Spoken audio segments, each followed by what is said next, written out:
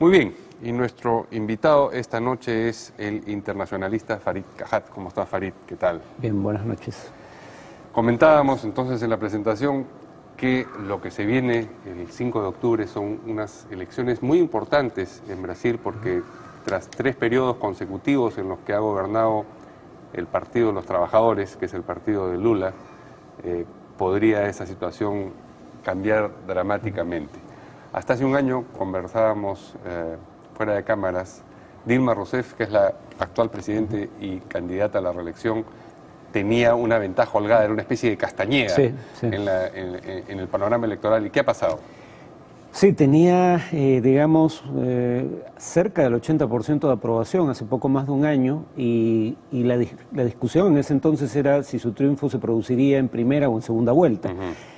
Han pasado varias cosas. Una es las manifestaciones, que algunos dirían que es una crisis de crecimiento, en el sentido de que eran demandas de estratos medios que habían adquirido además ese estatus durante los años de gobierno del PT, del Partido de los Trabajadores, y que ahora demandaban mejores servicios públicos a cambio de los altos impuestos que pagan, como transporte público, que es por donde empezó la protesta.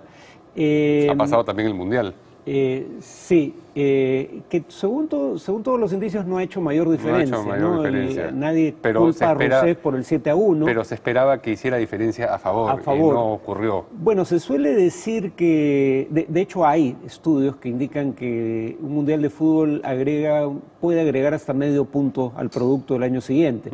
Pero ese es el siguiente problema que tiene Rousseff, que, inmediatamente después del Mundial, o incluso durante el Mundial, empieza una tendencia declinante de la economía que ya está oficialmente en recesión. Ha acumulado ya 2 trimestres consecutivos de caída del producto. Todavía los niveles de desempleo son bajos, todavía los programas sociales son una fuente de apoyo al gobierno de Rousseff importante, pero en todo caso las tendencias le son desfavorables y el último factor fue la irrupción en la escena electoral de una candidata que no había podido inscribir su propia candidatura, terminó siendo candidata a vicepresidente en una fórmula de otro partido. Y ella es del Partido Socialista. Ahora está en el Partido Socialista, pero ella tenía su propio partido que no logró inscribir y por ende no logró ser candidata. Y el candidato... Estamos hablando de Marina Silva. Marina Silva, claro. Sí. El candidato del Partido Socialista murió en un accidente aéreo, y Marina Silva, que era de lejos el político con menos resistencias en Brasil, asumió la candidatura y eso transformó el panorama. Ella está empatada en las encuestas y las propias encuestas indican que en una segunda vuelta le ganaría a Dilma Rousseff. Y además hay un tercer candidato que es Aécio Neves, socialdemócrata, pero que está en términos, convencionales más a la derecha que estas otras 2 candidatas y que por lo menos capitaliza un 15% del electorado y que presumiblemente iría a favor de la candidata Silva en la segunda vuelta. Sí, pero cuando uno ve las encuestas, Silva tiene grandes ventajas, ¿no? La primera es que, tiene un voto consistente independientemente de cómo divida uno el electorado, por nivel socioeconómico, por nivel educativo, tiene apoyo en todos los estratos de la sociedad. Y la segunda cosa a su favor es que ha ganado apoyos, porque el candidato original de su partido solo tenía 9 a 10% de intención de voto. Ella, en la primera semana obtiene una intención de voto que es más del doble de la que tenía originalmente el partido por el que postula, pero obtiene apoyo de votantes potenciales del Partido Socialdemócrata brasileño, el de Aécio Neves, del Partido de los Trabajadores de Dilma Rousseff, y además del 16% de la gente que, dado que el voto es obligatorio en Brasil, decía que iba a votar en blanco. O sea, ha logrado obtener distintos bolsones. De todos lados. Y el más afectado probablemente sea Neves, ¿no? Que en algún momento se dijo que iba a renunciar en favor de Marina Silva, cosa que su campaña nunca había planteado como posibilidad, pero el mero hecho de que haya tenido que aparecer ante cámaras negando la posibilidad ya es un mal indicio. Es un indicio, pero todo esto favorece en la segunda vuelta a la señora Silva. Ahora tú mencionabas el factor económico. Efectivamente ha habido decrecimiento económico 2 trimestres seguidos, 0.3 y 0.6 o al revés. pero antes de eso el crecimiento ya era magro. Sí. Creo que estaba, ¿qué cosa?, en 1%. Sí, estaba, digamos, el caso brasileño es sintomático porque, digamos, viene reduciéndose las previsiones de crecimiento semana a semana. Bueno, eso suena conocido acá también. Sí, sí. Digamos, igual que acá, igual que en Chile o México incluso, hay algunos factores internacionales, ¿no? Digamos, China no crece a las tasas a las que crecía antes, Europa sigue, digamos, al borde de la recesión, sino a punto de caer nuevamente en ella. Estados Unidos sí crece, Japón está empezando, bueno, el último trimestre ha tenido una caída significativa del producto. Estados Unidos está creciendo, pero primero no crece a tasas altas y Estados Unidos, sin embargo, es una fuente de shocks externos negativos por otra razón, y es que precisamente como empieza a crecer la economía, empieza a reducirse los estímulos monetarios y eso también afecta adversamente a economías como la brasileña. Ahora, a pesar de que el gobierno y Dilma dicen que no hay recesión, que no sé cómo pueden sostener que no hay, si es una cuestión estadística, ¿no es cierto? Ha anunciado que de gobernar, de acceder a la reelección, cambiaría a los ministros, lo que incluye, por supuesto, al ministro de Economía, el señor Guido Mantega. Es decir, esa es una admisión implícita de que la cosa no está caminando y que ese es uno de los ingredientes de su descalabro electoral.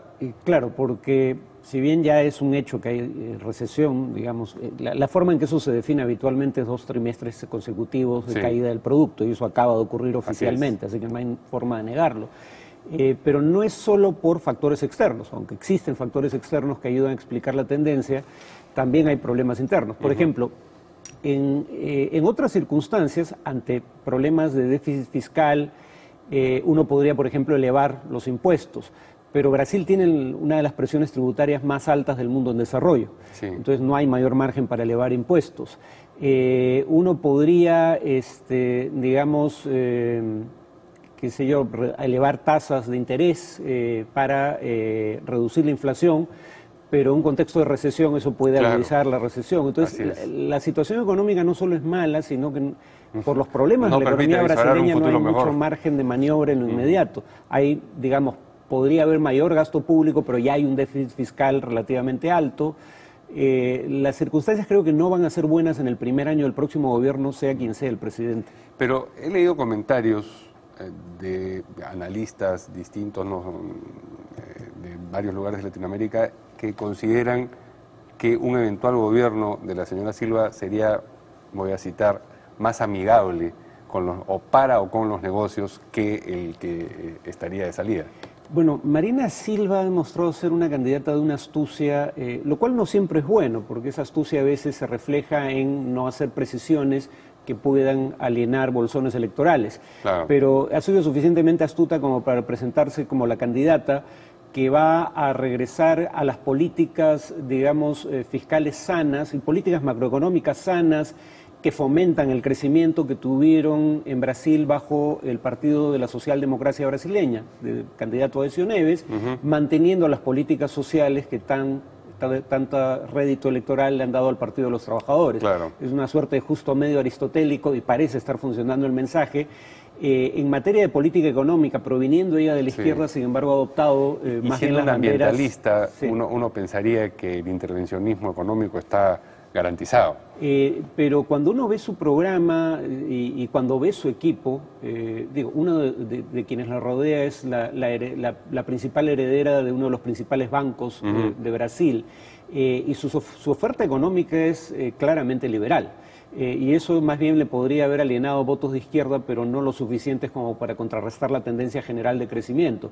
No parece haber mayor temor en los mercados respecto a una posible presidencia de ella en materia de política económica, porque de hecho cuando sube las encuestas sube la bolsa. Es un indicio de que no es percibida como un candidato hostil a los mercados. Y Neves no está perdiendo probablemente entonces apoyo. Así es.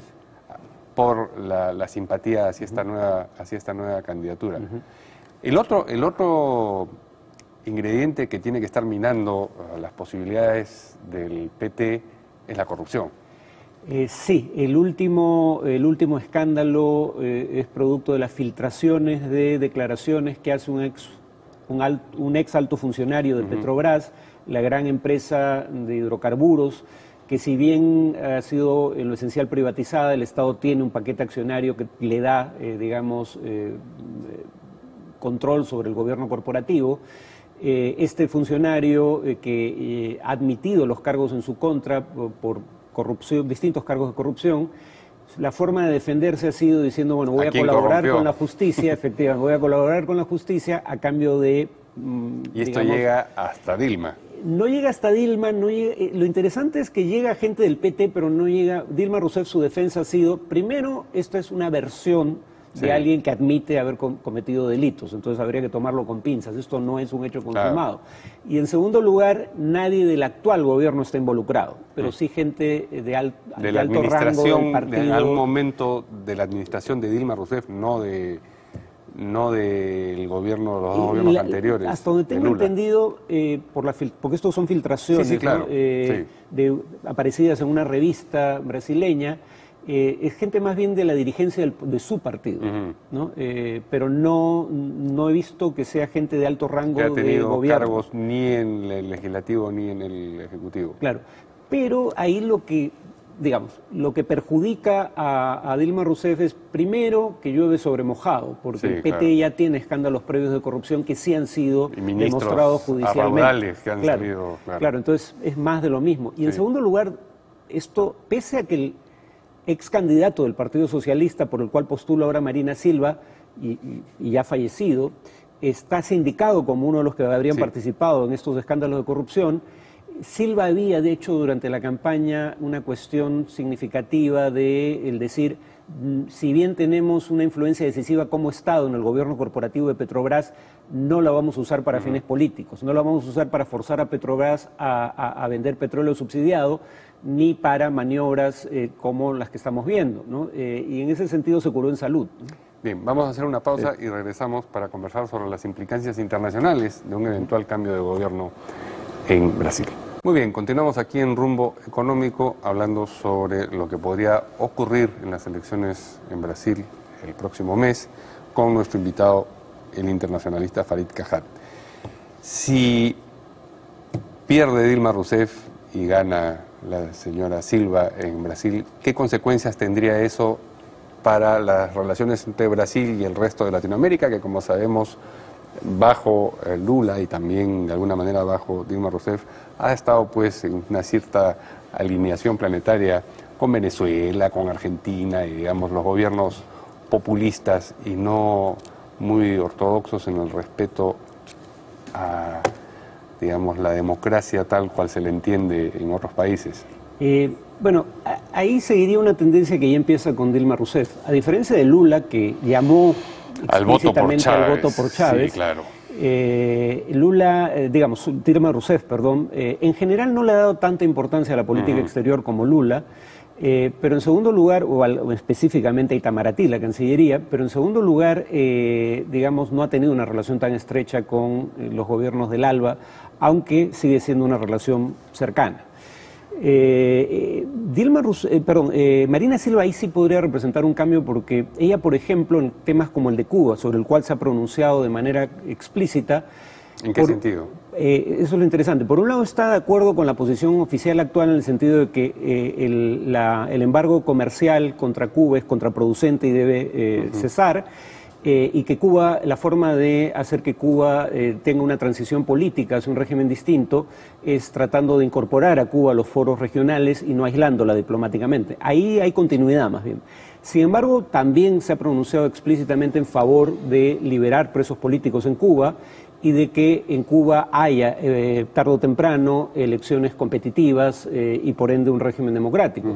Entonces, sí ha tomado una distancia clara en el tema de la naturaleza del régimen cubano, ha dicho que la democracia y los derechos humanos sí van a ser uno de los principios rectores de su política exterior, y eso podría, si bien no va a buscar probablemente confrontación, su actitud probablemente sea menos complaciente en el futuro respecto a temas como el último proceso electoral comparada con la actitud del gobierno de Dilma Rousseff. Y eso afecta también Venezuela. Eso afecta también Venezuela. No, claro, cuando me refería al último proceso electoral era la elección presidencial de venezolana, claro. Que y fue Argentina, y Bolivia, y Ecuador, y toda la caterva, digamos, que va detrás de de Maduro en esa línea.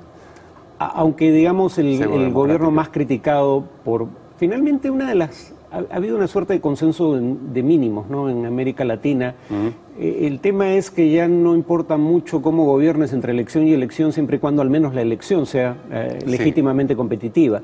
Y ese problema lo tiene fundamentalmente Venezuela, ¿no? Sí. Cuando el tema se llevó a UNASUR, la actitud de UNASUR fue francamente complaciente con el gobierno venezolano. Probablemente eso cambie, por lo menos en el tono, si no en la sustancia. ¿Y Mercosur, cómo jugaría, digamos, Brasil en la posibilidad de este mercado común? Bueno, ahí hay... Marina Silva ha adoptado una posición que es muy cercana a la de Aécio Neves, pero que también aparentemente venía considerando el gobierno de Dilma Rousseff, y es el hecho de que Mercosur está, digamos, estancado en cuanto a tasas de crecimiento. Las economías de Mercosur crecen muy poco, no crecen, sobre todo Brasil y Argentina, que son en lo esencial del Mercosur. Uruguay y Paraguay son economías bastante menores comparativamente. No hay nuevos acuerdos dentro de Mercosur. Las negociaciones entre Mercosur y otros bloques como la Unión Europea... ¿Dejarían de lado Mercosur o sencillamente sería inoperante la relación entre el país? Lo que han propuesto tanto Silva como Neves, pero Silva lo ha puesto por escrito en su programa de gobierno, es que Mercosur debe ser, siguiendo la lógica europea de que quienes quieran adoptar nuevos acuerdos de integración puedan hacerlo sin renunciar a los acuerdos ya existentes, un Mercosur de 2 velocidades. En el sentido de que, digamos, ahora Mercosur o negocia como bloque con la Unión Europea, o no llega a acuerdo con la Unión Europea, pero ahora no es posible que los países individuales de Mercosur lleguen a acuerdos de liberalización comercial con la Unión Europea o con la Alianza del Pacífico. Ella está proponiendo que eso cambie en Mercosur para que los países que quieran llegar a acuerdos en esa materia con bloques como la Unión Europea o la Alianza del Pacífico puedan hacerlo. Ahí el problema es si los gobiernos de Uruguay y Paraguay probablemente no sean un obstáculo. La pregunta es cuál sería la actitud de Argentina frente a esa propuesta. Una curiosidad adicional que ya no tiene que ver con materia económica y volviendo al escenario específico de Brasil. Cuando se hace el perfil de la candidata Silva, hay elementos que hacen pensar que ella tendría también ingredientes conservadores, particularmente su posición frente a la comunidad gay. En un momento avanzó con una declaración diciendo que iban a respaldar el matrimonio gay y después se ha tirado para atrás de una manera más o menos ostentosa al recibir el fustigamiento, la fustigación de otros sectores políticos religiosos, ¿no? Sí, ella pertenece a una iglesia evangélica y en general los sectores, bueno, evangélicos igual que los católicos, en su mayoría suelen ser, digamos, contrarios al matrimonio entre personas del mismo sexo, la posibilidad de que se apruebe. Esa era la propuesta electoral del Partido Socialista Brasileño, que no es su partido, pero es el partido por el que está postulando, y ella, digamos, presionó para que la plataforma del Partido Socialista Brasileño cambiara en el sentido de que en lugar de hablar de matrimonio homosexual se hablara de unión civil. Y claro, ella decía que era porque el matrimonio para su perspectiva religiosa es un sacramento. Un poco como la pregunta es si lo único que cambia es el nombre o cambian los derechos que ampara el contrato en cuestión, ¿no? Eso es lo que no queda del todo claro. Y ese es el único elemento en el que ella aparece. En el tema del aborto también. El tema del aborto un también. Cambio de la posición original del Partido Socialista, que como el nombre lo indica es un partido más bien secular, y que en esos temas tenía posiciones muy claras. Y esto da una muestra de cómo es un político pragmático al límite de lo que algunos llamarían oportunismo, ¿no? Porque generalmente trata de no abrirse flancos y ahí donde su posición inicial puede ser controversial, retrocede. Y evita problemas por esa vía. Claro, una cosa es el justo medio de Aristóteles y otra cosa es el principio de no contradicción. Y de repente, entre una propuesta y la otra, cuando se sostienen simultáneamente, lo que hay no es lo primero, sino lo segundo. Es decir, abiertamente una contradicción. No se puede hacer una y la otra cosa al mismo tiempo. Pero la unión civil ya es algo que la pone en rumbo de colisión con sectores evangélicos y católicos de Brasil. O sea, en ese sentido... ¿Pero que no votarían por Dilma Rousseff, o sí? Que probablemente no pensarían en Dilma como su primera opción. Bien. Muchas gracias a Farid Cajat por esta conversación sobre Brasil, muy interesante. Nos vamos a una pausa y regresamos para lo último.